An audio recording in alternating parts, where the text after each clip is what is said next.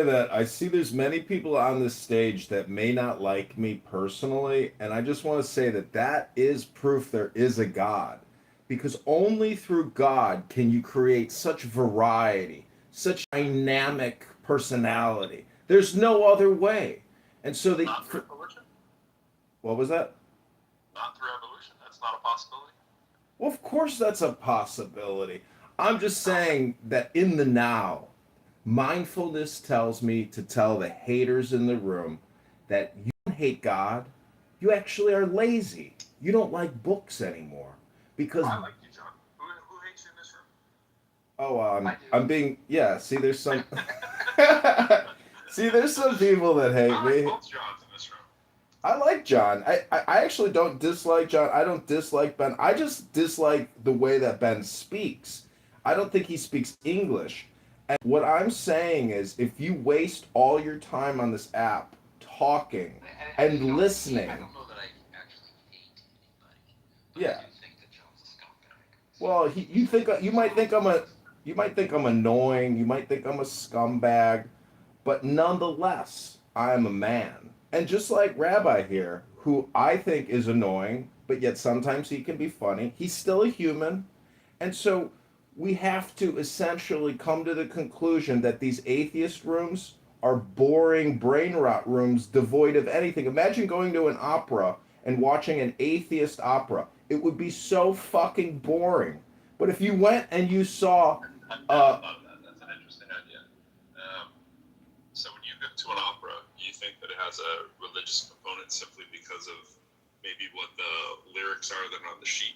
Like, if you went to watch a bunch of actors do a movie, I don't think you would think of it as necessarily like an atheist movie or a religious movie if it was just, let's say, some like a western or something. That like it's just weird that the actors are just acting, right? The singers are just singing. But that's an interesting topic. I've never thought of an atheist opera before. You've planted that in my head. Well, in defense of where would the opera get their morals from? How do you know they're not going to take a shower and they're not going to show up naked and they're not going to steal your money? well, look at it this way. What is the difference between a philosophy book and a cookbook? I think atheist opera would be a great name for a rock band. Well, Like punk. I was thinking you'd do an atheist rap opera. That'd be cool. Atheist opera is such a dope concept. I love that. if you've ever seen the Ring Cycle or what is it? I can't remember Faust or whatever. My point is that it's like watching the Avengers versus walking into an atheist clown house room, which is nothing more than a put down room where people just put people down, and there's always a language barrier. Usually, the person being put down doesn't speak American English. You have to be really observant to figure out what type of game people are playing here on this conference call app. Right. I shouldn't do that as much as I did that. Then I apologize if you've taken any offense to that. I'm not speaking the actual English that we speak here in the United States, but I hope there's no offense taken. He doesn't even know what shag means. Sky, I'll let you be his representative. Sky, I hope you don't. Hey, bro, let me just ask you quickly. Have you ever had to shag a ball? That sounds like you're setting me up for a I was setting you up. Just wondering. Yeah, I think I have. I think I have actually. Ben, your turn. John, you know the answer to this. Oh, I know the English connotation on that too. So I was just thinking, like, since we speak the correct King's language over here, I think the answer is yes. I have shagged ball. So, Pro, the interesting thing is this came up. I thought I was speaking Ben's language. I knew about the other meaning, but I actually thought that the meaning, as in shagging balls or whatever, I thought that was kind of British. It turns out they've never heard of it. Well, you might get it confused with like our mispronunciation of slag as slag, maybe slagging a ball, like maybe bollock wonking slag, like maybe that's what's happening there. I think I've mentioned in this room before maybe that 30 years ago I heard some redneck American who hears some delivery talking Spanish. Spanish, probably talking Spanish, and he hates them, and he goes, oi, speak English. English is good enough for our. Oi. He started with oi. That was great. That's right. What I notice is a lot of these atheist rooms, they get together, they think they are talking philosophy, but they're just goon waxing on another level. What's that? You don't want to know John what Gooning is, but Rabbi will tell you because he sounds like a Gooning. They're goon maxing. Otherwise, if they were physically together, they would be freak maxing. Gooning is what Ben would say is wanking. Oh. See, it's like walking in. I had an interesting evolution as an atheist. I was an angry atheist, or probably top of the heap, kind of in the wake or in the run up to the Iraq War, where I saw Christians wanting to end the world by blowing up the Middle East and all this kind of stuff. And I gradually realized that it had nothing to do with atheism. It was, I think some people call it, anti-theism. The actual thing that I revile is organized religion, not belief in God. I don't have any trouble with somebody believing in God. I just have a problem when they start saying this religion has nailed all these other things like talking to snakes and resurrections and just things that are just, if somebody makes you believe that, they can make you do anything.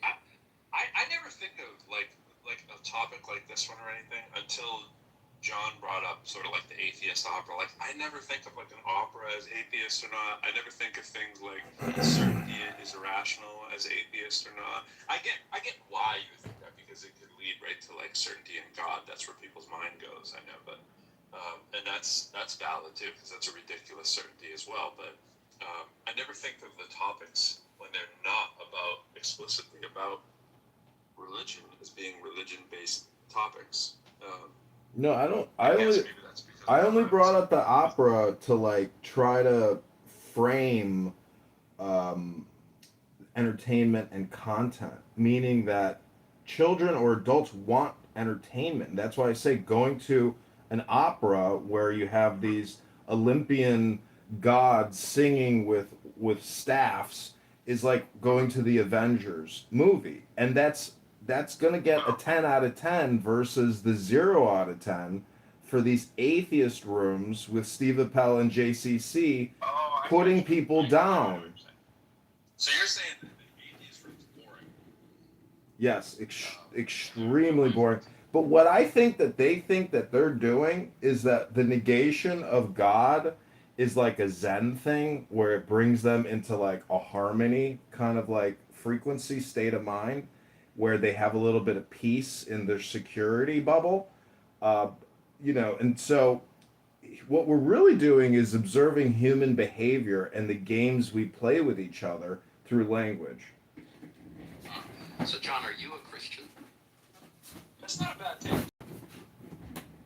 Well, it doesn't matter if I'm a flying pizza spaghetti monster, as Dawkins puts it. I like books, and I like information, and I like knowledge. And unfortunately, the atheists here who complain about the philosophy bros are the laziest fucking people you will ever meet. They don't read anything. Just over the past few days, I've read multiple books, and I've thoroughly enjoyed the experience. Oh, sorry, John, what are you? I mean, you don't like organized religion. Oh, we got Steve Apple here from this famous Steve Apple show. We got the famous Steve Apple show. I came up with a different thing. You know how we have all these simps on this app? I like it when I go to these different rooms, they'll get together, and you call it a symphony. I got it. I got your platform now, Rabbi. I just needed you to say simp so that I could put it in the position where it is now. Okay. I was trying to say, I No, guess it's not the opera, it's a symphony. We got you. Hey, what's up, Steve Apple? What's going on? Hey, had a couple of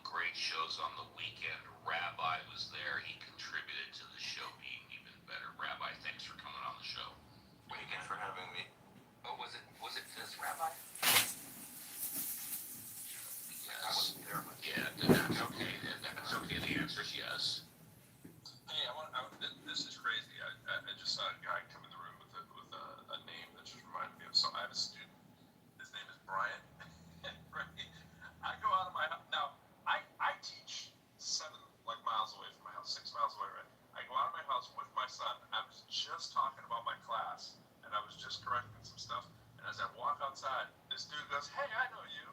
And he was like a delivery driver, and it's my student in my class.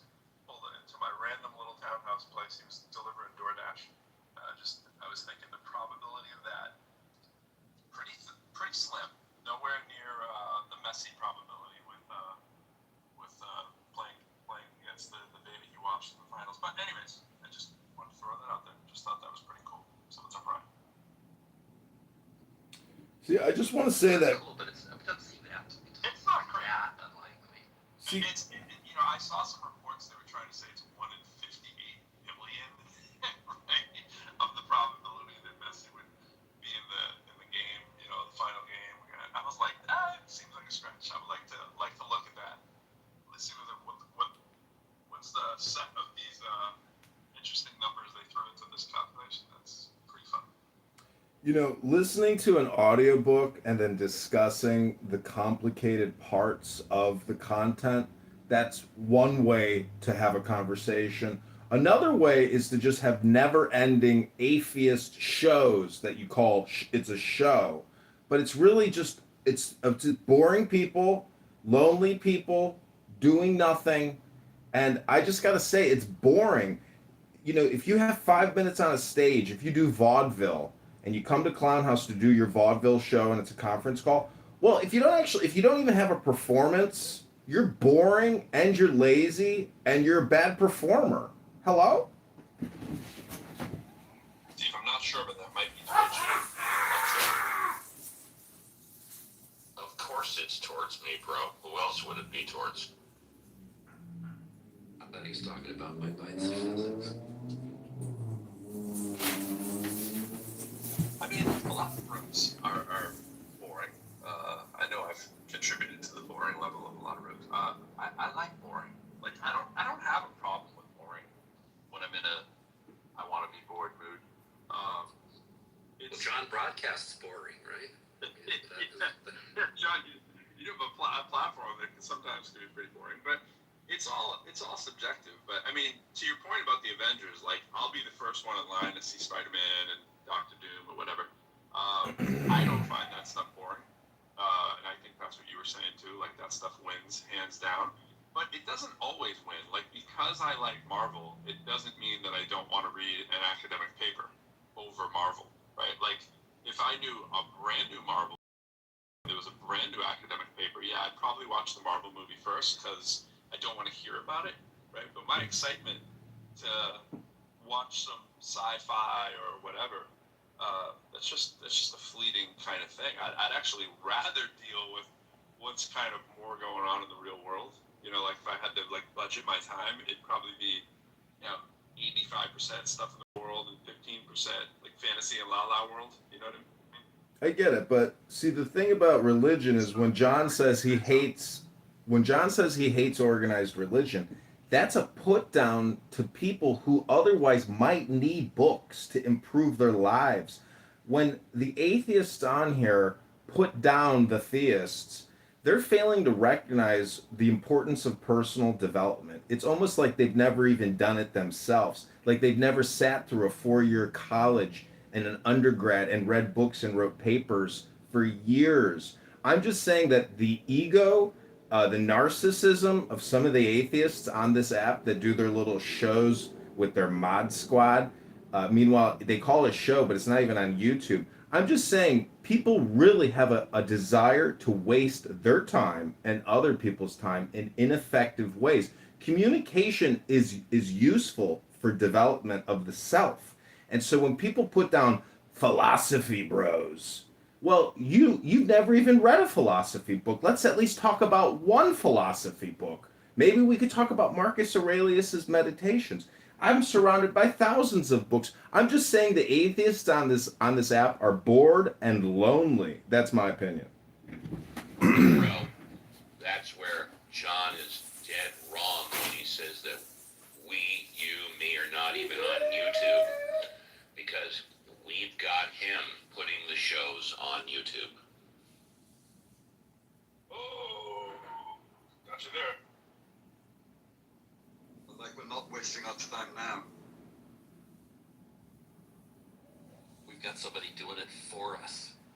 That's how unboring we are. And not paying a single red cent, completely doing it for free. When he talked about not doing self-development, I thought he was going to go on to talk about like Tony Robbins seminars and the like, not just books, because there's a huge difference, right, between reading books like any intellectual self-development and then the emotional, physical, embodied self-development. Just want to throw that out there. So I was kind of surprised when he went to books rather than like seminars, or almost like, Tony Robbins' seminar is almost like going to the church event. Without the organisation. Analogous. Yes. Yeah, maybe.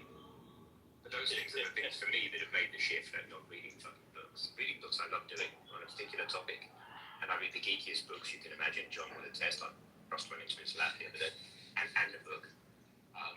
But the actual shifts that happen at things like T. Harv Eker or Tony Robbins events, for me anyway.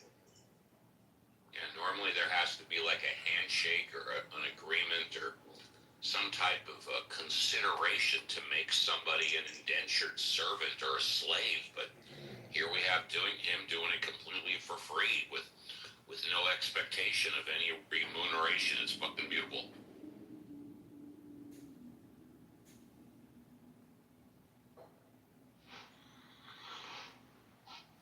I'm still slightly aghast that I'm able to speak to you this clearly while flying at 546 miles an hour over the ground.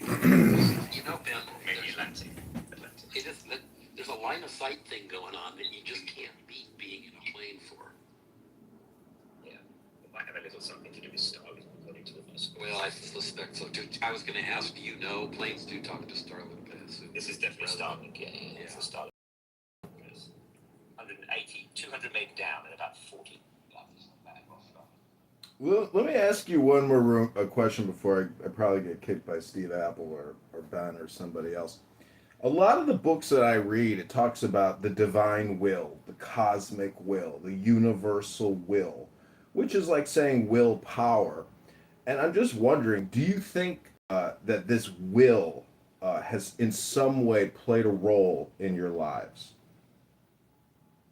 I'll tell you this much, since we're in Pro's house, if you get kicked, it ain't gonna be by me. I don't think I understood the question. Did anybody else maybe again? I missed it.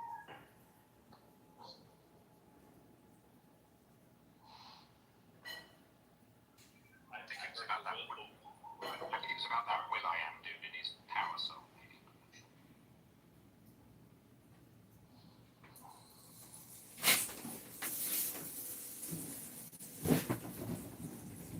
Hello?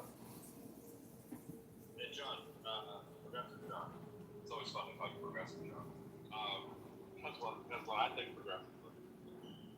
I know. I'm not alone. I don't think anybody clarified. Well, I don't think anybody clarified what I'm actually a progressive. I'm a progressive liberal. And what's ironic is I'm actually more progressive than any of the supposed progressives or the pluralist liberal Democrats, because they don't even understand that we can separate state and economy. But the Democrats will never ever shut down the Federal Reserve or the unlimited borrowing and spending facility that we have. So I'm actually more progressive than the supposed social ideological progressives on this app. I'm willing to go all the way and have a real economy. Just like I'm more conservative than most Republicans. I mean, I'm trying to be a little dynamic, and funny, but I think what I'm saying actually is kind of truthful in the critique of the progressive liberal Democrats, because ultimately we're going to have to come to terms of agreement on what the economy is. And to me, a pizza shop at a profit, it costs you 50 cents to make the slice, you sell it for $2.50. If we don't have that as the basis of our economy, we have a Zimbabwe hyperinflation type of situation. And already we're paying 1.2 trillion a year in national interest expenses just at the federal level, and then all the states are engaged in the same type of borrowing and spending. So the baby boomers and the greatest generation have depleted the treasury, tenfold over. I'm just saying that if you want to be truly progressive, you have to have an honest and transparent and accurate critique of the economy. That's so funny that you focus on that, because that's exactly why I say I'm more conservative than most Republicans.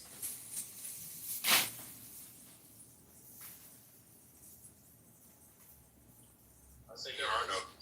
You shouldn't.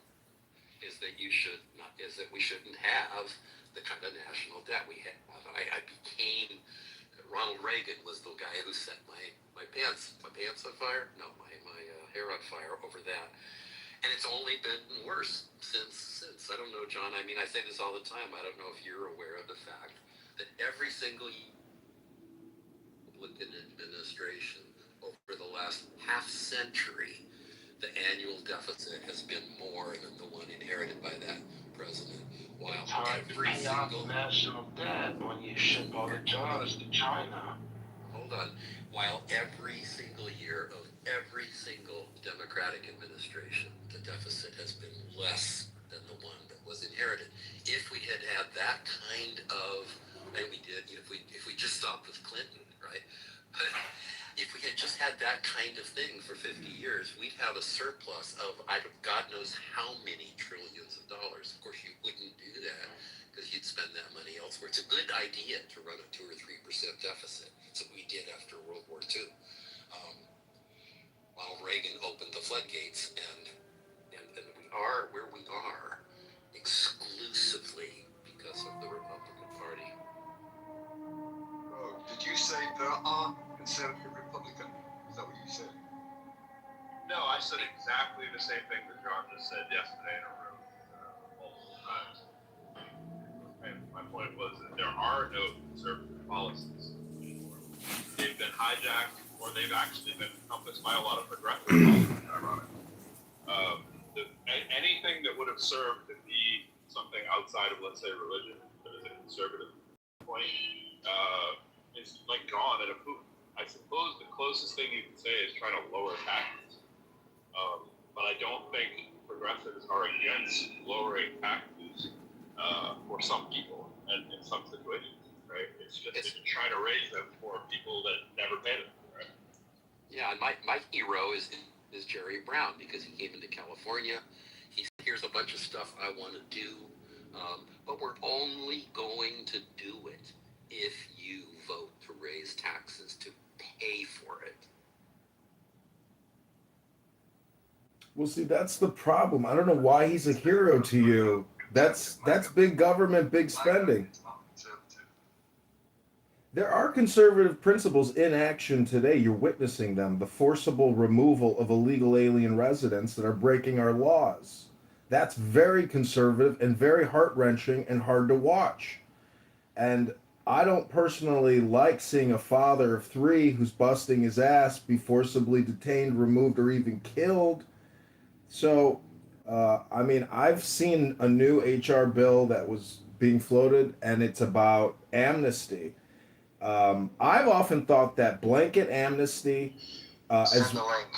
as well, it's on X. I can get you the link. It's also, securing the border and starting over and saying, okay, you're here. Well, guess what? You can have citizenship, but you're going to have to pay for it, and you're going to have to prove your loyalty, some type of litmus test, because this forcible removal it's tearing the country apart emotionally, ethically, moralistically. It's a very difficult thing to do.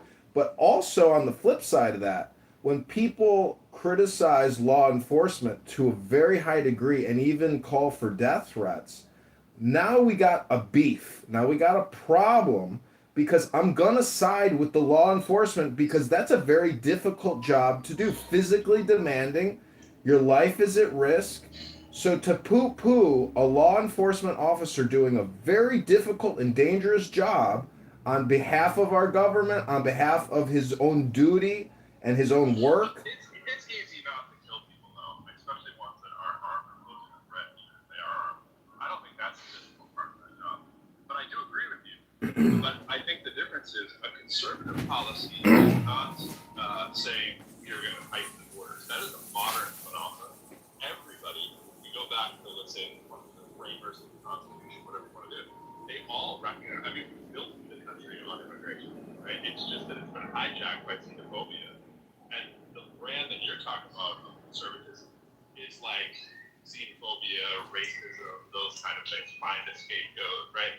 That wasn't. I mean, we've always had a buffer to fix our economy based on, David Zero cents. Yes, they do. Like, we've always used immigration policy as a way to improve the economy, right? So it's like, that doesn't seem, if conservatives are the fiscally responsible people, it doesn't seem that the choice that you would use is something that actually hurts our GDP, which would be, to have two tight borders. Of course, you have to have some border control, but in the spirit of the Constitution, that would be what a conservative would be for. They would be for immigration. In fact, our story from colonial era, it was always about expanding borders. So, growing through cultural exchange, if not in an awful way, appropriation. But look at the outcome. If you're going to talk about one of the most culturally diverse countries in the world, it's America. Not because we're a country run by white men, because of the hard work of other people. So scapegoating. Are we just moving to the worst impulses because we want to be fans of Elon? The issue is, I think there's a great point. There's, the Laffer curve. There's such a thing as too much taxation. That's not a real thing. There's such a thing as too much immigration. This is how you get Reaganomics. I don't buy it. It's been bullshit. It's been bullshit. It's been bullshit and debunked. It's been bullshit and debunked for decades. Don't pull that shit in here, please. So No Laffer curve. taxation. So Labor markets. Look at labor markets. Talk labor markets if you're talking immigration. If you want to talk about anything intelligent, talk labor markets and tell me. Okay, so Fine. to answer this question then, if it's so debunked and Look at the CEOs of these tech companies. Are they American born? Are they American born? Why not tax at 100%? If more taxation is better, then why That's not ridiculous. tax people 100%. That's just ridiculous. Exactly. Because what you're saying is ridiculous, and it's not anything anybody contended. Nobody said 100% tax. It's just ridiculous. 100% of oxygen is good. Why Too not much breathe taxation 100% can hurt economic growth, can hurt capital investment, can hurt We all have savings. oxygen tanks on all day long. And actually, since nitrogen is good. All So have to say- nitrogen tanks. Like, To say that the Laffer curve has been debunked, flies in the face of reality. because Conservative it's such economics, taxation. where it trickles down, economics has created the inequality.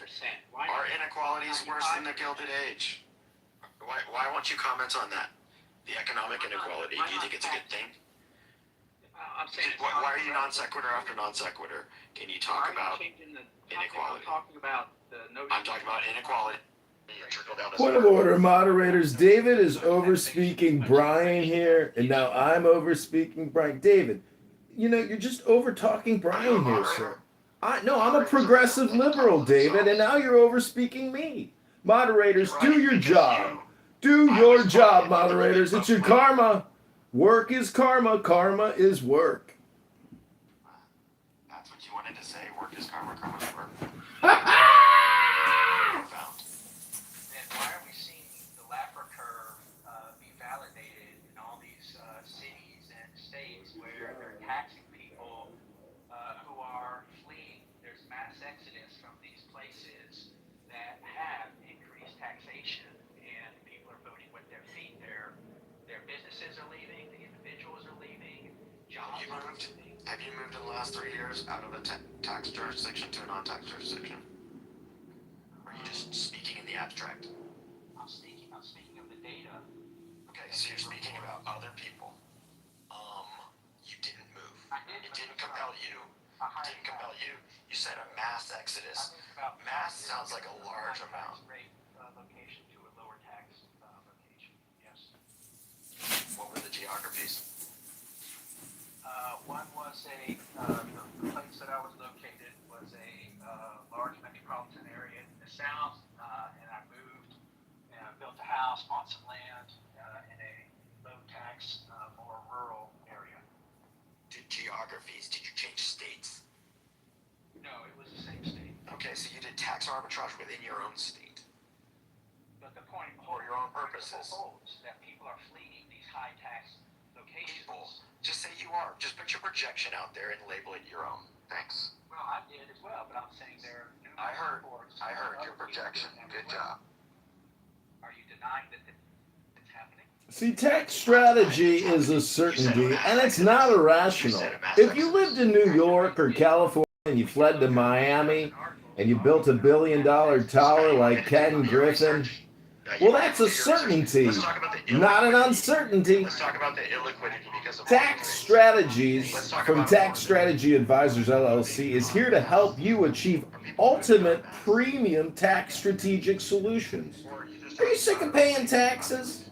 Well, we've got a package for you. It's $9,995 a month, and we can help you completely eliminate taxes. It's affordability. Because certainty is irrational. Change my mind. Why would I want to pay more taxes? Yeah, it's pretty well known. Save money, do Pretty well known. Right. This is a NIMBY. It's pretty normal that everybody else deal with their own problems. I dealt with You're mine. prioritizing leaving these high tax, job killing policies and locations, then save your money, do without some things, vacations or new cars or things like that, then move when you have enough money. So your answer is wag the finger. You like That's Dave, policy. you like Dave Ramsey. Good policy. You like Dave Ramsey, right, Brian? I like Dave Ramsey. I don't really follow him. I know of him. I don't know that I can give an educated opinion on him.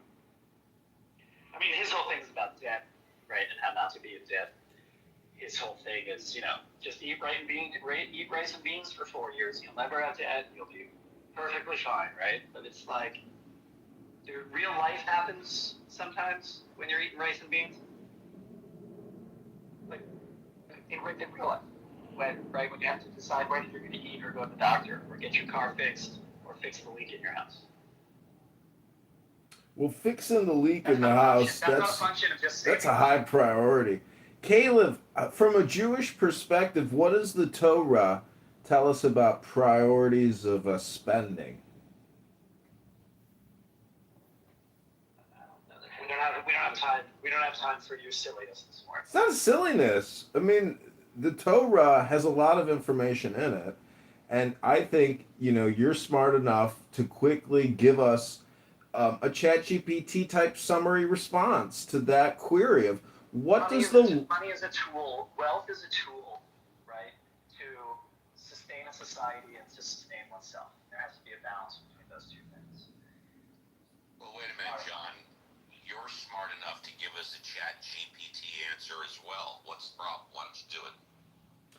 Well, the Torah deals with the law, and the law of capitalism is Why would I be willing to bet $1,000 you're not reading from ChatGPT right now? Oh, I thought you were complimenting me in the same way that I was complimenting Caleb. Answer. I don't use ChatGPT, faggot, retard, Well, then retard, why are faggot. you asking someone else to use it if you don't use it yourself? I wasn't asking Caleb to use it. I was saying that he's smart enough. Actually, that's exactly what you asked. No. Caleb, did I ask you to give me a ChatGPT, or did I compliment you and say you're smart enough to give me a summary type response as if you were ChatGPT? Steve, you're not only blind. I heard the second thing, but nevertheless, Yeah. we're having a side conversation without the mental manipulation. Continue your side. Go ahead, continue. No. It's just I was talking to Brian, and John here wants to talk about mental hypnotic communication. So I was asking you about Torah. I love Torah. I love it. I love the information in the Torah. See, when atheists waste all their time here putting people down all day long, they skip over the Torah, which is a lot of information. And Steve is a Jew, though an atheist. He's a Jew, which means he's a Zionist. And the truth is, Steve is blind, and he's going deaf. Hello?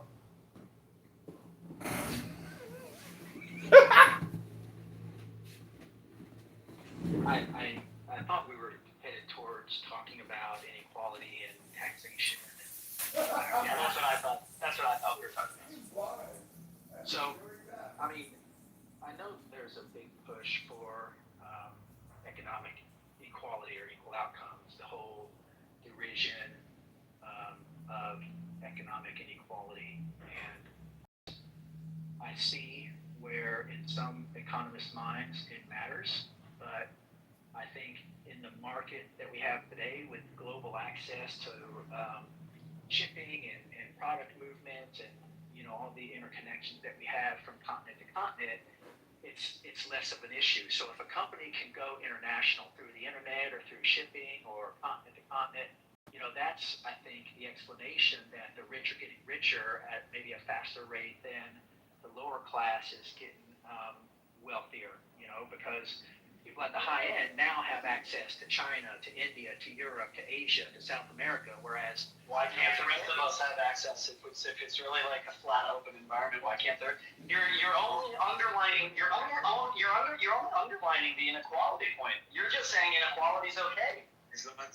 I am saying inequality is okay, and I'm explaining why it's okay, because you have people who are more companies are easily able to access new markets that weren't available 20, 30, 40 years ago. So of course, those companies that have been able to leverage, take advantage of those new opportunities.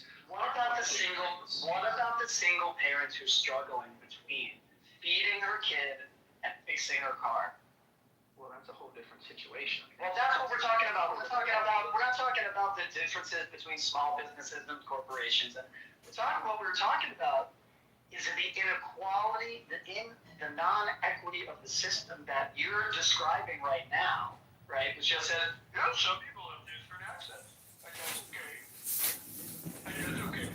Actually, it's better for all of us because we all benefit. I don't benefit from it. See, You benefit from Amazon, you benefit from Tesla, you benefit from Apple.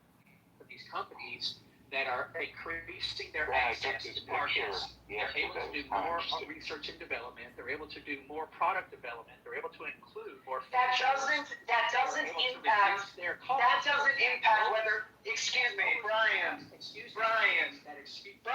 me. How does what Apple I know you're not. Does what Apple does enable me? They sell their products and use that profit with newer markets to add features, lower costs. They pass that savings on to everyone in the economy. Right, and does that make it easier? Does that make it easier for me to buy Apple stock? No, it sure does not. That makes it. No, it sure does not. No, it sure does not. Makes it moral. What's moral about it? Because we're using the notion of free will for people to choose what's best for them. If they want Apple, if they want Samsung, if they want Tesla, if they want Ford, you now have more opportunities. There is the prosperity of everyone who operates. The moral landscape of the economic sphere is not only in regard to the success of the individual. That is selfish. That is capitalism run amok. but Caleb, Individualism run amok. Caleb, America. If you think that that's the way that this is supposed to work, to run, to manage a just society in which everyone can have their own thriving, right? And you think it's just about who can make the most money fastest because I have the most access. That's immoral. That's the immoral part. Making money is not moral or immoral. It's a tool. You're a tool.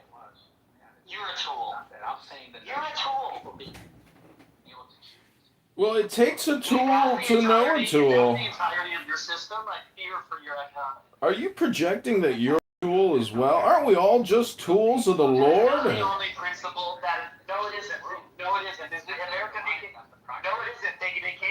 America became the most successful and prosperous on the backs of slaves. That's why. Oh, here we go. He's practicing mindfulness. It had nothing to do with individual choice and this whole prosperity gospel nonsense. What percentage? Guys, we're going to need one mic at a time, otherwise no. Excellent. I just want to read a quick quote. It's in the words of the famous paradox of the Comte de Phoenix. The absolute rule of the state shall be a function of the absolute liberty of each individual will. Caleb, what percentage of Americans owned slaves in 1860 before the start of the Civil War? What percentage? If slaves were so prominent, in the building of our country, instead of the way that David like we know that slavery was concentrated to a bunch of slave owners.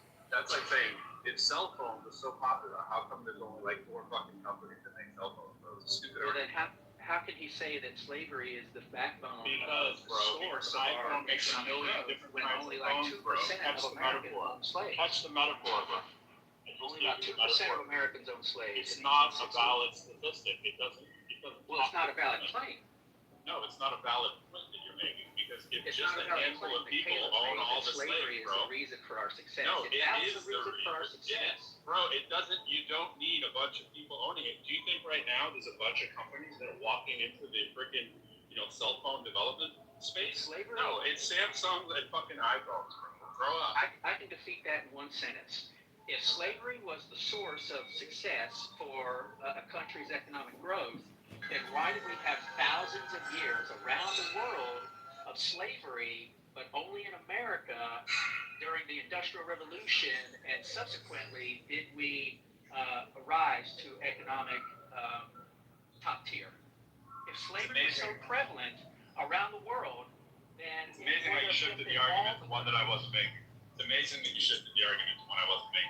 My point is that slavery was popular. Bro, if you keep talking over me, you're going to get fucking thrown out the room, so shut the fuck up, you bitch. Listen, I said something very simple, and you've been talking over everybody. You're the fucking balls that tells them to stop interrupting. Shut the fuck up, you little penis. Now listen, if you want to stay in the fucking room, talk like an adult so we don't have to fucking talk to you like a child. The point is that when people run a company or a business or an industry, they don't want to let in other competitors. And when they have sufficient ability to do so, they will block them. That is not an argument for why it is not prosperous for the people to do it, because there isn't a million people owning slaves. The people who were owning slaves were running the fucking show, and everybody else was a peon. That's why. If slavery was the source of America's success, then other countries who had slaves would have also been successful. That's a specious argument. That's a very specious argument. There's a lot more information we need. Let's abandoning the argument we made. We were talking about other countries. Yeah, and other countries didn't have a whole sort of empty continent, so-called empty continent to expand into. I mean, it's a completely different situation.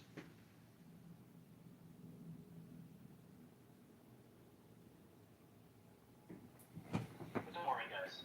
The South will rise again. See, we're all going to have to agree on how to run a pizza shop, which is at a profit. That means you sell the slice for more than it cost you to make. That's the basis of reality. If we can't agree on basic economic principles, and you let progressive liberals steal from pensions and call it investment, and borrow more from the banks and call it investment, Jamie Dimon will cut the spigot. The Federal Reserve won't be so friendly at their press conferences. They will come out and say, we don't believe that Congress's spending plan is in the best interest of America. Eventually, we're going to get to that threshold. But at the moment, Zimbabwe inflation, we don't have $100 trillion notes yet. So our burn is actually a lot slower than what we probably think it is. And if we live in both states, which is the binary, not the non-binary, if we believe in socialism and community investment, we also believe in capitalism and development and for-profit. We're going to have to live in both states, apparently.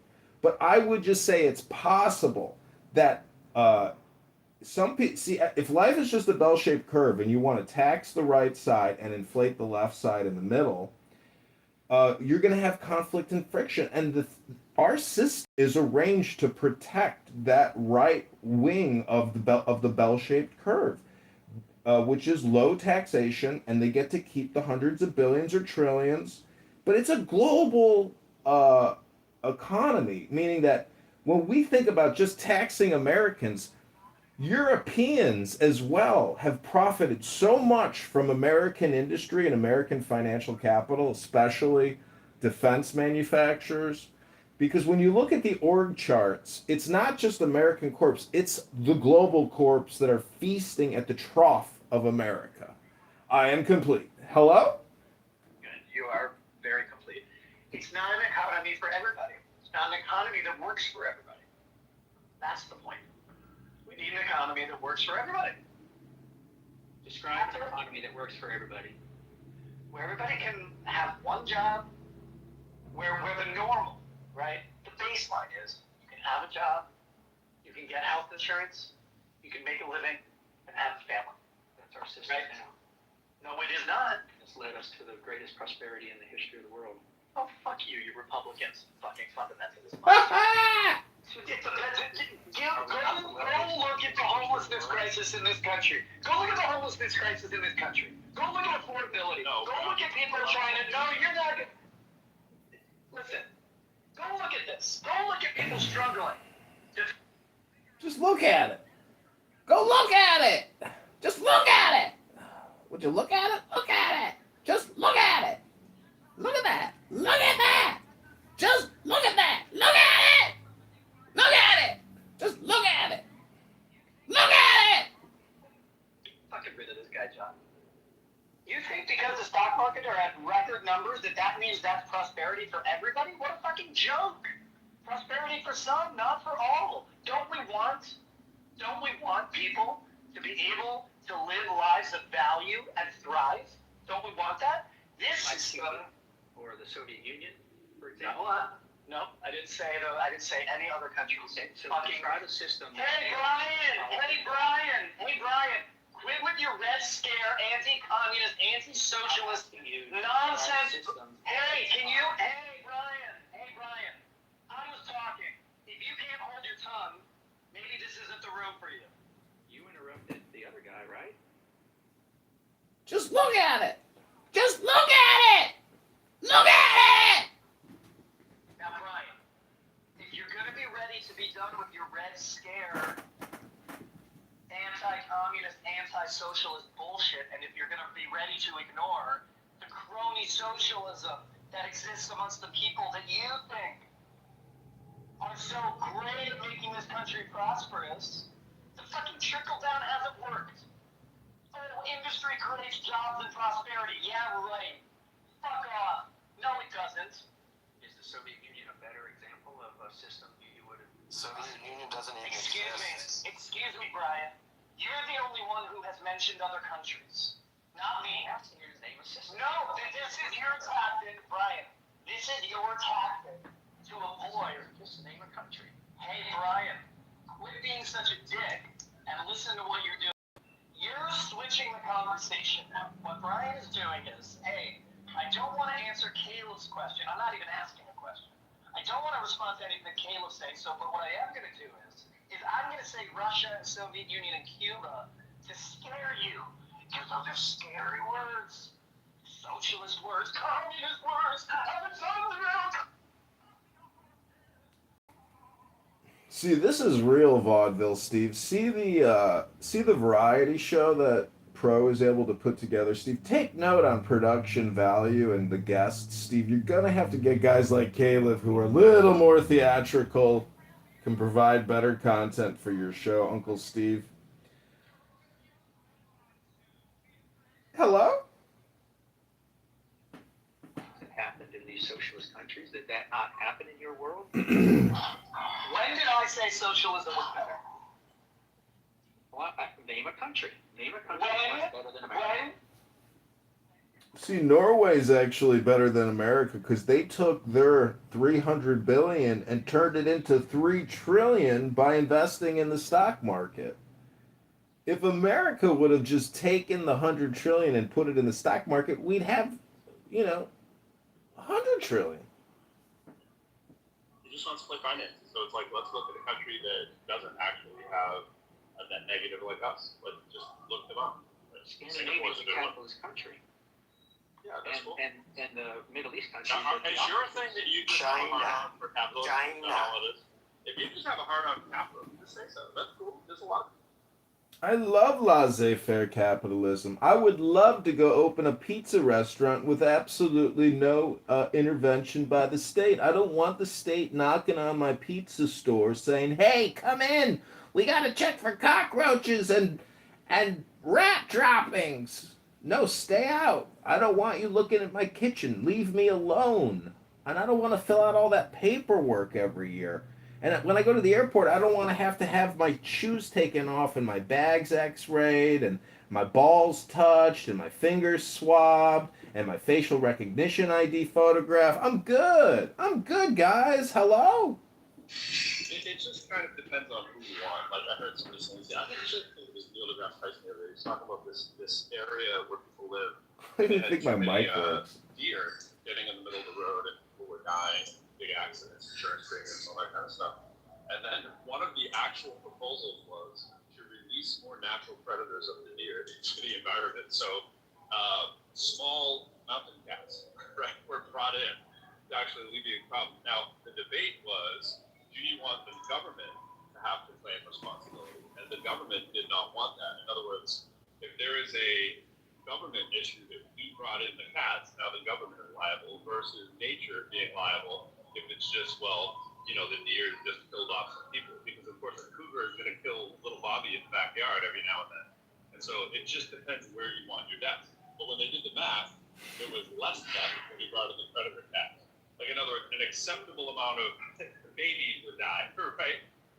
Because it was way lower than the amount of people that would actually die due to the deer on the highway. And a lot of this is just what you like better, right? And if a system can protect itself through legality, which is the part, Brian, that you're missing, which, I mean, maybe you're aware of it, but it's like when you just say, survival of the fittest, which is kind of what you're arguing, hey, you get big, and you reap the rewards and spoils. And it just sucks to be everybody else who's not as fit. So fuck them, right? If your real plan is fuck them, just say it, right? But most of us are a little bit more humane. Okay, that's cool, but you've been leaning in towards that, right? And that's why we've been saying you sound like a dick. Because you're just doing this absolutist kind of thing. See, Brian, don't worry. I'm not with Pro here. He's doing his put down thing on you, Brian. And, I think you've been over talked. You have a very nice, subtle voice, and you've said nothing controversial. And I don't know why people are so gaslit by you, Brian. I feel bad that so many people are triggered by, your very soft, subtle, and intelligent words. And, Brian, I'm not with these people. They can speak for themselves. And God bless you, Brian. And I hope today is the best day of your life. Don't let these put down people make you feel like you're below them. Don't put them on a pedestal ever. They don't respect Brian. And I'm glad you're here to show them all in the mirror of reflection that their projection is that they themselves are very angry and hyper performative and dramatic people. I want to help you out, Progressive. Just, I want to take a moment to send the mood towards you because Progressive feels a certain way. Maybe it's going to say to change his name to Progressive, which goes against its inner values. But I think that's fine. I think that's fair. I think it's fair to say that, we've been too hard on someone that you align with. Take a moment to reflect like, do you actually think the people in the room are just irrational, just like to scream on people for no reason? Yeah! Yeah, I do! Maybe there's some fault on both sides. Maybe we're both at fault, right? Maybe because we're too assuming. Maybe we haven't given Brian space. But my point is, Brian, we haven't given you a space is because once you started talking, you didn't allow any air to come up and you just were rattling on like a lot of people do with a lot of propaganda disputes. So if that's not the case, why don't you share?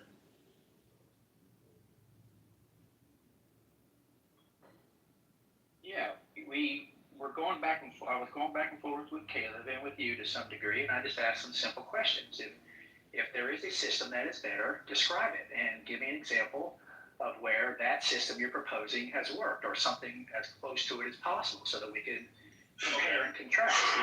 So my question just back that would be because there were a few things layered on top of that, right? Originally, you were doing the thing, you were actually giving, this is where the resentment comes from. You sounded like you were giving cover for slave owners. That's how it comes across, right? Well, you weren't acknowledging Kayla's point that we were built on the back of slavery. Now that is a question for you just to say yes or no, or maybe it's some shade of gray. Do you not think we were built on the back of slavery? I do not. Okay. And And why do slavery you is not evil. think that we were built on the back of slavery? Okay, good. That's the nicest stuff. Why do you think we weren't built on the back of slavery? Because the more industrious, prosperous portions of our economy were in the north. The South was predominantly, That's right. The location for a lot of the plantations for slavery. Those That's right. were limited to labor industries like cotton That's or also correct. farming, right? So Right. if slavery was the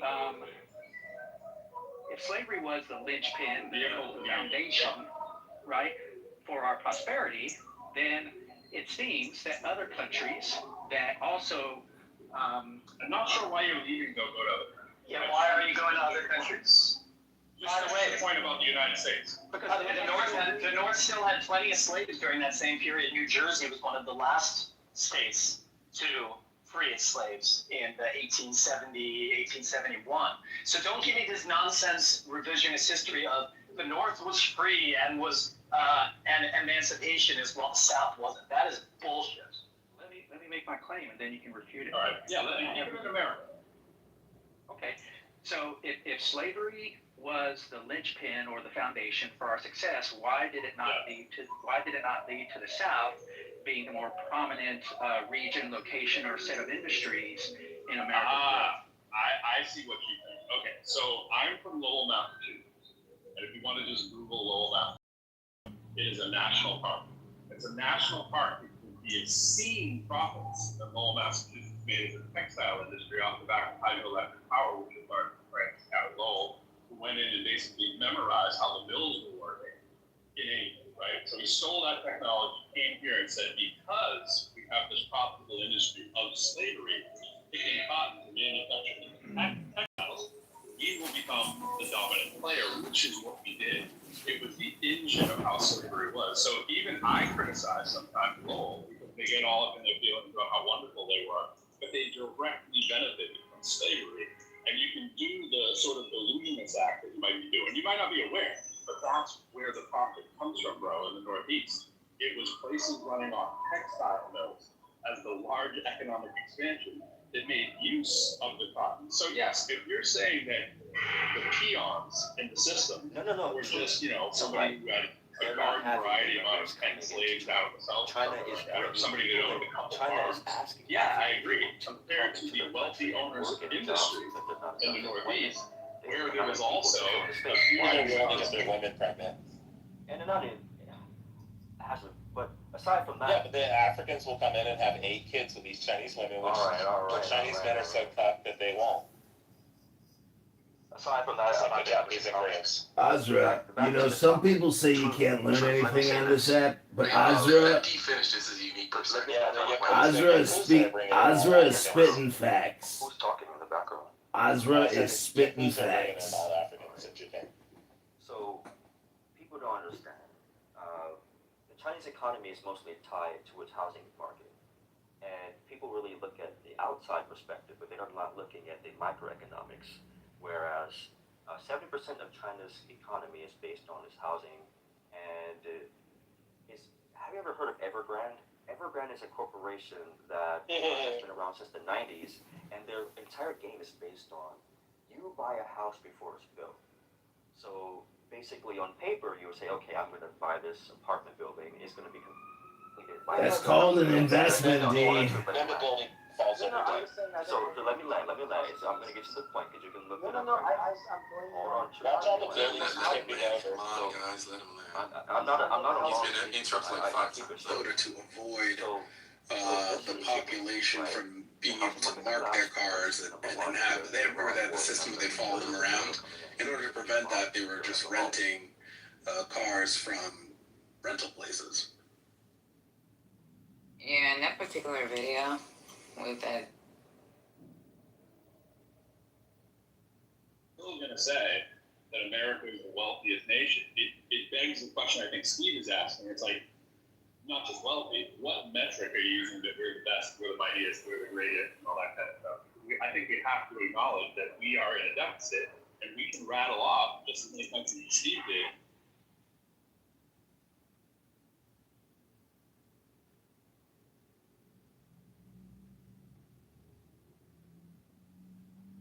And Hamas was this building playgrounds and schools thing, and where it was funded. But then they quickly figured out that no, they really were not that. They had ulterior motives, and then it became real motives. I take Gore. I have a feeling. Damn, one of them got me blocked, Dennis. Brilliant and liberal, and very, very. Habib, take Gore. I don't. Oh, you must listen to him. If you guys don't, you have to start immediately. He is.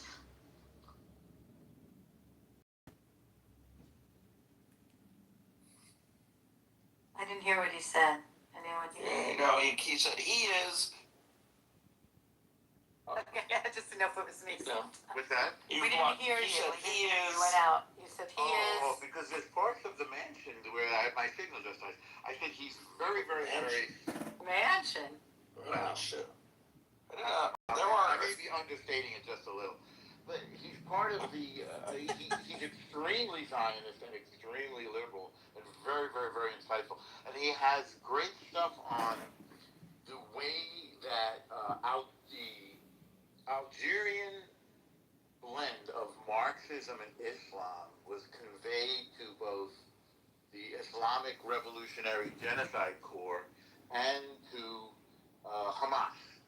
It's this weird revolutionary victimology that has this weird appeal to Western ears because, again, it's all about the pedagogy of the oppressed, and it's based on Frantz Fanon, the guy who wrote The Wretched of the Earth.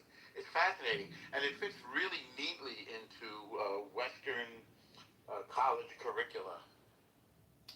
Isn't oppression liberation a very popular motif? That's a book by Paulo Freire. I gotta look it up. Oh, it's fascinating.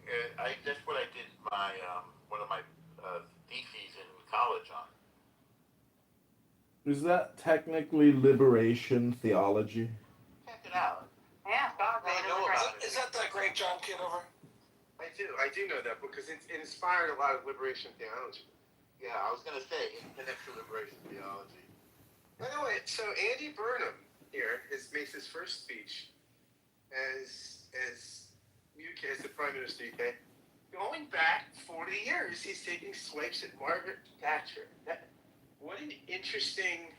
I mean, it'd be like if someone here, like if you had someone here become Speaker of the House and they just went after Ronald Reagan. I mean, that's an interesting move. Well, is he of the same party as Thatcher, or was he's saying basically that Thatcherism was the dismantling of the UK, the privatization. That Thatcherism was the beginning of the end of the UK. That was a good place to live. So he's saying we're going to turn back the clock. We're going to undo Thatcherism. Well, God save the king. Yeah. He's basically looks at Thatcher as the sort of, what I mean by Thatcherism, I think he's not talking anti-communism. He's talking Reaganism, right? He's talking privatization. Not that she was probably as effective as Reagan on this score, but wait, this guy is also Labor? He's Labor. Yep, he's Labor. Boy. He's Labor. He just replaced. He's going to be with Sir Keir Starmer. Yeah, Sir Starmer. I heard that guy was like the most boring person on earth. Well, is Tommy Robinson being appointed Prime Minister? Those two couldn't make it through the speech.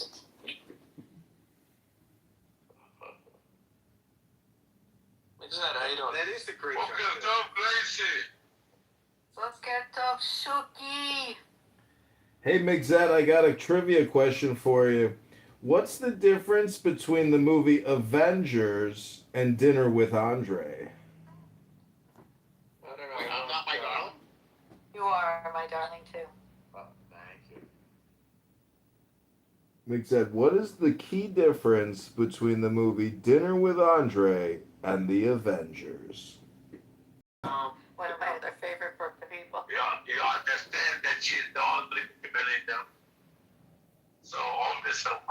respect the deal, right?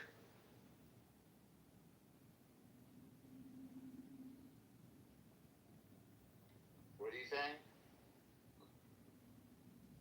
He's saying that he's sitting in a truck making a load, depositing some inventory.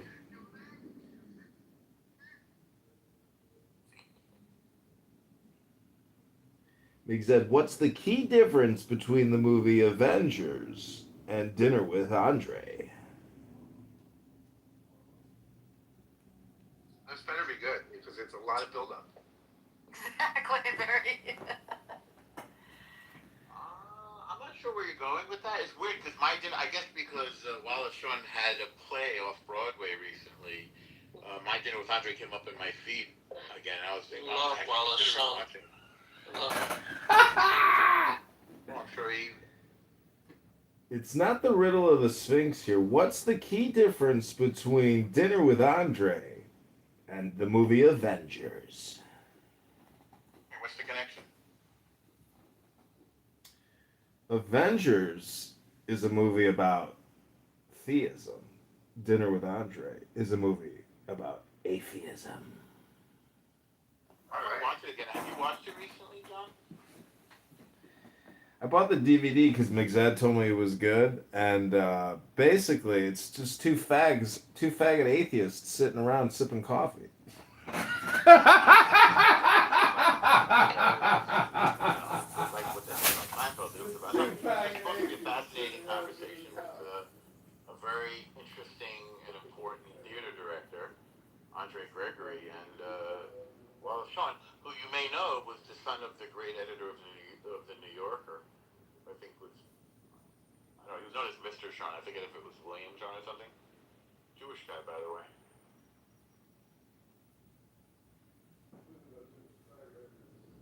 I think Wallace Shawn was married to a great short story writer, Deborah Eisenstadt. This is just from memory. Yeah.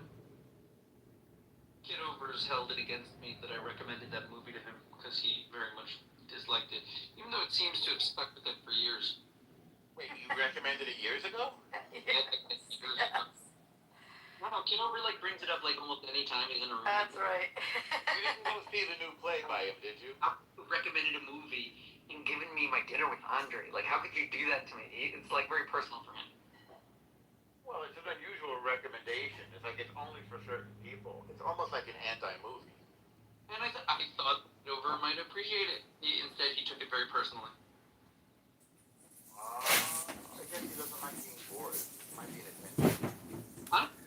Nah, I'm only bringing it up because it is a movie about two faggot atheists wasting all their time talking about nothing. It's like a podcast about nothing. It's the dumbest, stupidest, most boring, and that's why I compared it to Avengers, because Avengers is well, goddamn, you gotta believe in God, right? All these superpowers, and you got the fucking AI robot God, and you got the Thor God, and then you got two faggot atheists sitting around in a shitty restaurant, one ugly bald faggot, and another faggot atheist talking about nothing. It's the stupidest faggot atheist movie. It's so fucking boring. That's anti-Semitic. But, by the way, can I recommend Yaakov asked today. I said anti-Semitism.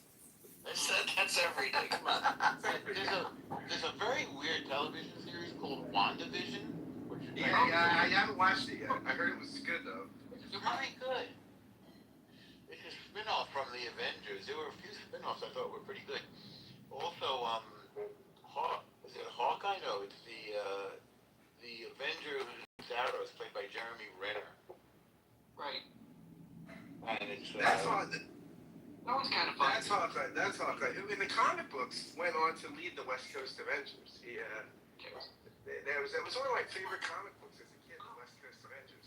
Hawkeye took Iron Man and Wonder Man, and they moved to LA. And the cool Hollywood Avengers. Wasn't he the guy on MASH? No, that was great. I don't know. There was a character named I'll tell you, Hawkeye. one of the greatest clergy portrayals of all time. You thought so? Father Yeah. McCahey. Yeah. What a great sort of positive. Did they have an episode where he helped a Jewish soldier? They must have. I'm sure they did it. I'm sure they did. Hey, since we got a minion going here, I got a question because Rabbi Caleb in the other room was poo-pooing on the self, the individual, and saying we have to help the collective whole, particularly the most downtrodden and destitute in society. But in the words of the famous paradox of the Comte de Phoenix, he writes, "The absolute rule of the state shall be a function of the absolute liberty of each individual will."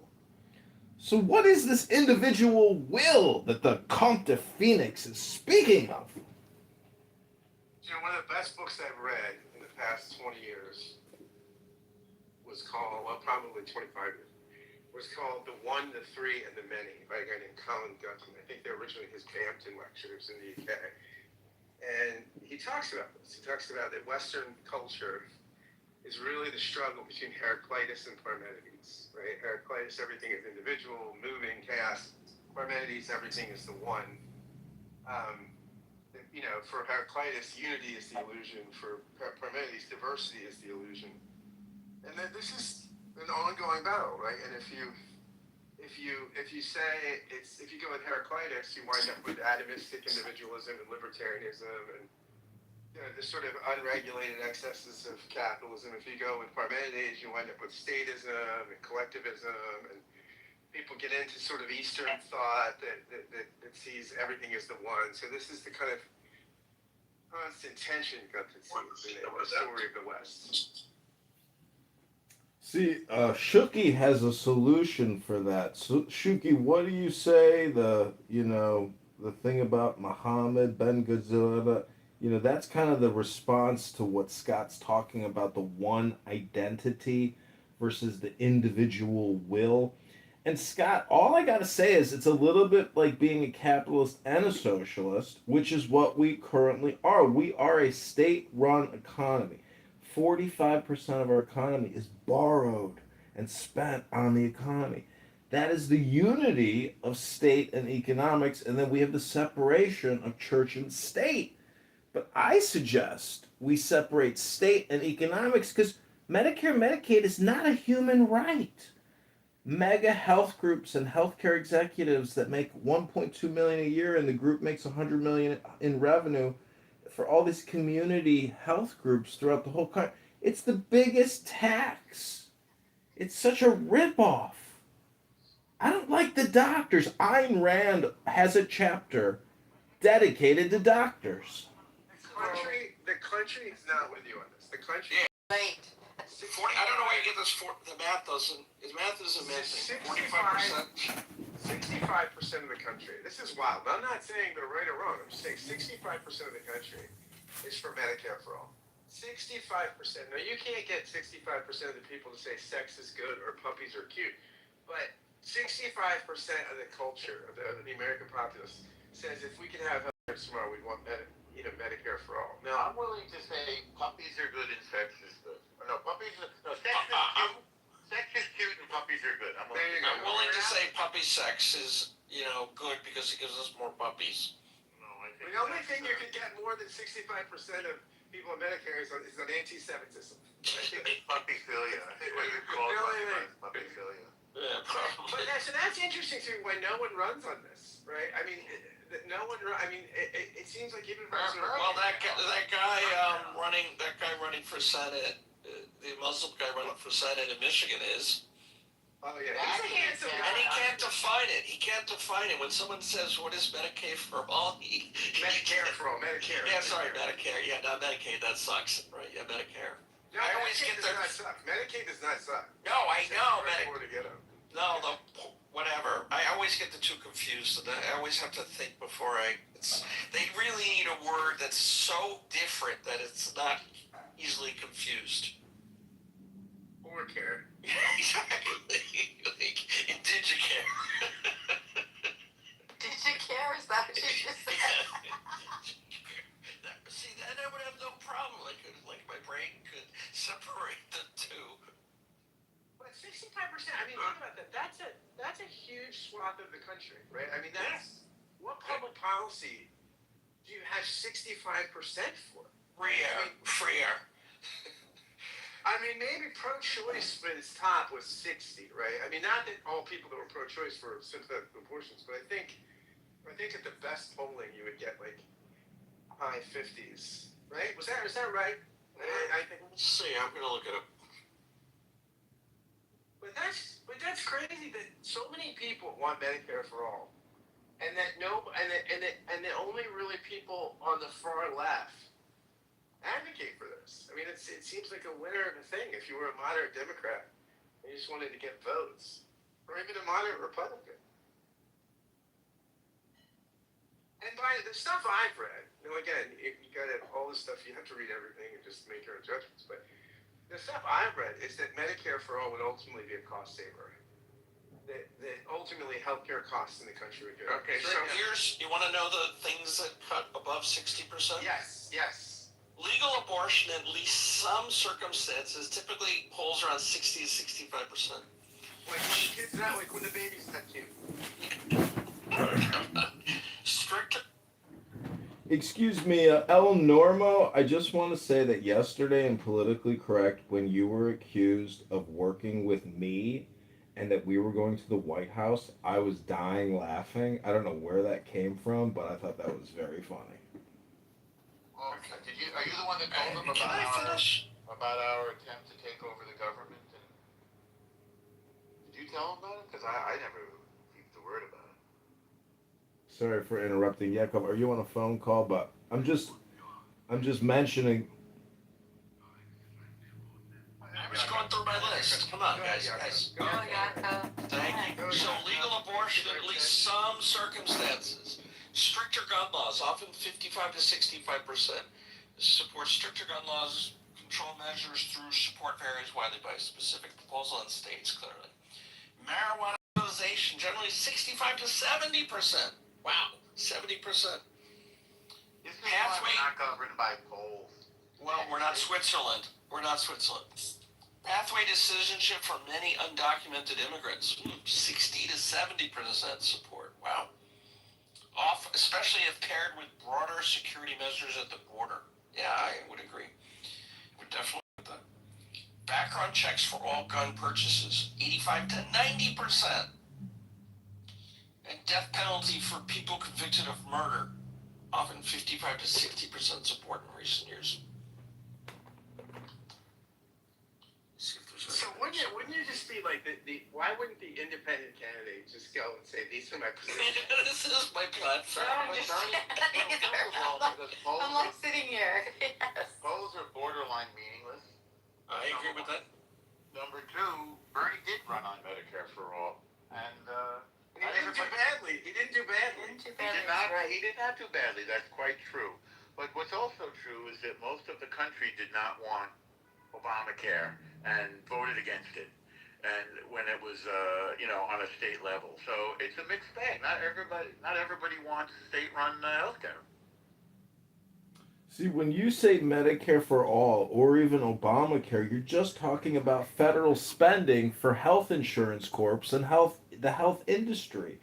And what is the return on investment on those trillions? Ladies and gentlemen, it's very, very bad. It's mostly for investment banks to continue to make profits for defunct hospital groups, insurance carriers, and big pharma corps that shouldn't be entitled to all these federal profits. Without the federal borrowing and spending, they would have no net income. We're living in a fixed, arranged political, financial, industrial complex. If you can't identify this or accurately call it out, you're a fool. And that's okay. That's the beginning of the tarot. The fou, le fou. That's how you say it in French. Le fou. The whole bizarre lecture thing that you're doing, it's a bit of a turnoff. So you're in the room because you're welcome and you're a supporter of us and a supporter of Jews.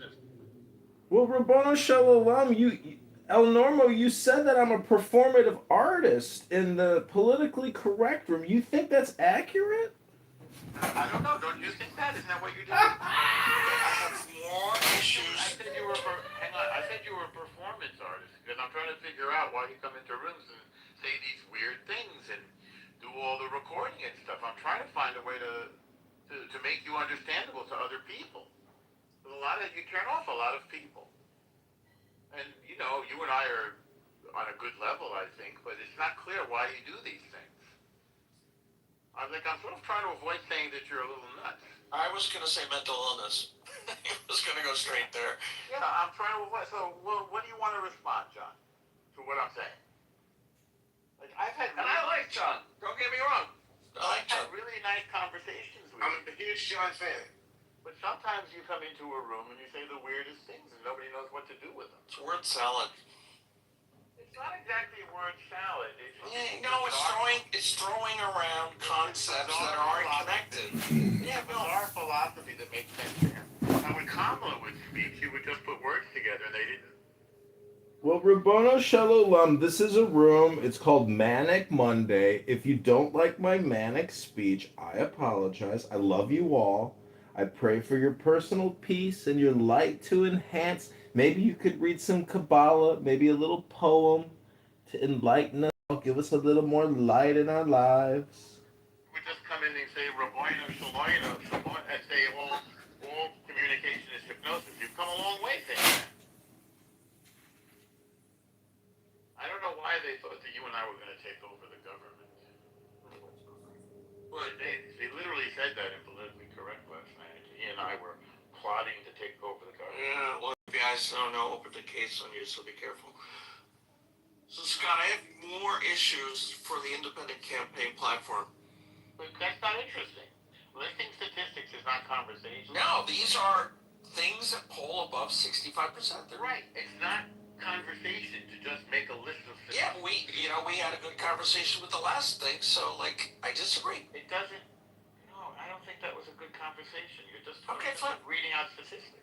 And then Scott and I were talking about it, and other people were talking about them, so, Okay, the thing that was interesting is healthcare for all. That was the part. Now we're having a conversation.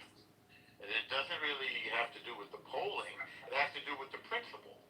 And by the way, but it has to do with support. You can't. The principle could be great, but if 2% of the people like it, it's not going to go anywhere. It doesn't go anywhere. It's never going to happen. It has nothing to do with the polling. Chris, maybe? He's got to be at 40. Who are you saying? He's got to be... Who are you talking about? I'm sorry, what were we saying there? You said Chris who has to be Yeah, what are 40. you talking about, Scott? Are you Maybe you're talking to For wanting to find out what that means. Are you having a conversation in real life? No, one of my roommates was saying, could somebody, he had shorts that he was going to give away. And I'm too stumped for them. Okay. I thought you were having a Alright, so we're seizure off topic. or a stroke. I was afraid you were having a stroke. Grace, my 32s are baggy on me. Thanks so much. Thank you for that information. That's really helpful. Over the years, I've been with a lot of you. Thank you for the more You've information. been with us. Oh. I've lost a lot of weight over the years. Randy, didn't see you there. How you doing, Randy? High protein diet, by the way, that's key. I think high protein, low carbs, and lots of protein. Get lots of protein. This is, although there's a debate about how much. I think it's a little excessive. People are saying if you're working out, a lot of the fitness enthusiasts are saying a gram for every pound, which regrets protein. That would for me. Those guys are kind of aging out a little bit. I mean, you're talking that would be like a chicken breast is like this is about the perfect 20 grams. This isn't about a reasonable candidate. This is about the best candidate that the Democrats have. And I think that the best candidate they have is Gavin Newsom. I agree, because based just on the aesthetic, he's got the best hair, the best suit, the best jawline. Somehow, he left California in ashes, and I've been watching this suit. Somehow, he's relatively a barn might have a 30. This is what you want to do. You want to look at the protein. Sardines might have 30. Sardines are amazing. This is what you want to do. You want to take cheese. I'd rather Greek yogurt. Look at the protein bar. Look at the cheese. Times it by 10. Like, let's say it's got 20 grams. Times it by 10, and then see if the protein is more times 10 is more than the calories. Right. If the protein is more than the calories, it's a good protein source. If not, it's just a candy bar with like there are these Gator. Scott, the real question is not how much cum you drink, but how do you cook your New York strip? Do you use butter? Do you use garlic? Do you use salt and pepper seasonings? How do you cook your steak? Garlic That guy, my eyebrows went up on that one. Is garlic bad for you? Minced garlic is great for your gut health. Next time you cook a delicious New York strip, be sure to put some minced garlic on the top of your New York strip before you eat it with A1 sauce and put it in your mouth. My mouth is just dripping with drool thinking about my next New York strip. Shuki, what do you have to say? Shuki, say your piece, please. And on. You know, there is 3 genders in this world. And I think that you are the third one. So Well, Silvio Berlusconi said that after 20 years of thinking about I'm 20% gay. I'm a lesbian. That's what Berlusconi said, Shuki. Party with Shuki now. 20% Shuki? 20% Shuki. He's 20% human being, 80% stupid. Yeah, I'm sorry. Yeah, come on, dude. Sorry, Randy. It's some new material I'm working on. It's like vaudeville. Look, we've almost got a minion. Oh, we need 2 more. No.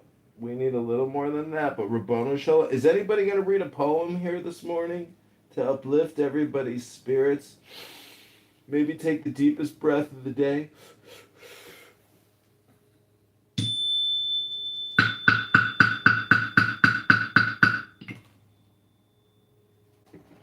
Was that you cleaning out your bong?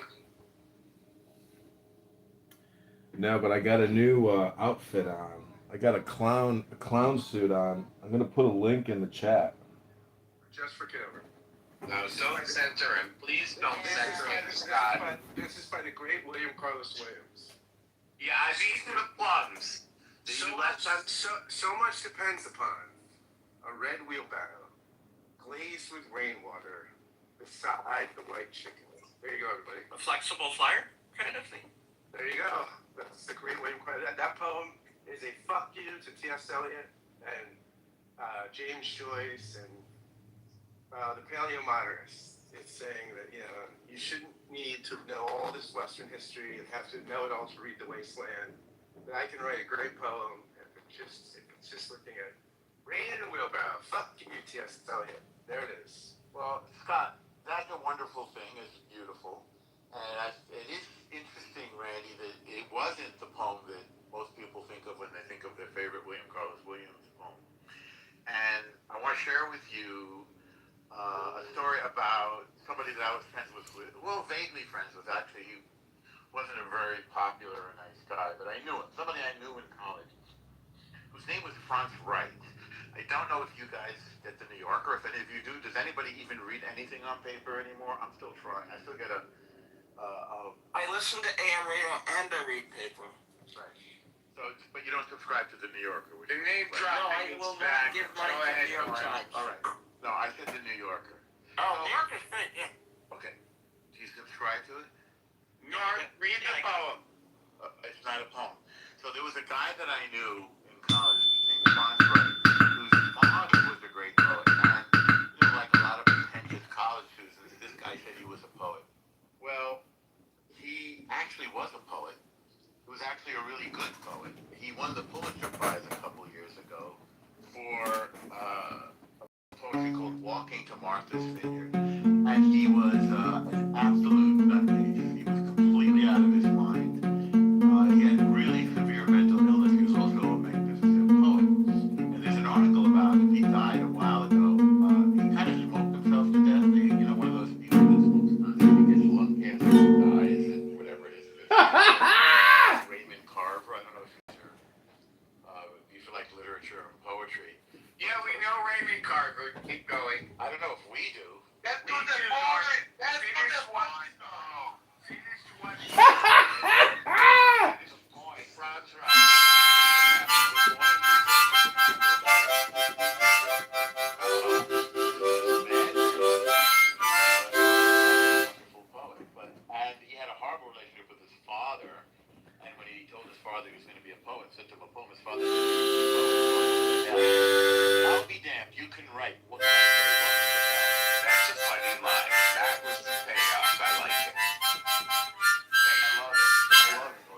That poke. Wait, I'm sorry, all normal. Can you repeat the last part? I missed it. I apologize.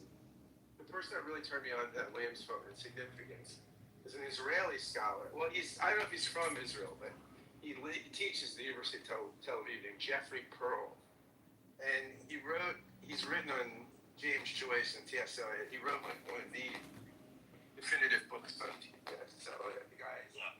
Just amazing, Jeffrey Pearl. You see, and you asking me to be friends with you, and all you can bring up is leftist motherfucker.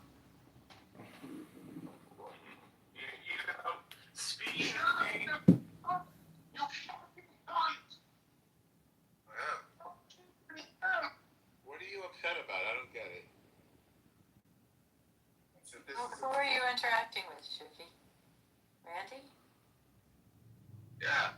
Fucking piece of shit. Lefty motherfucker.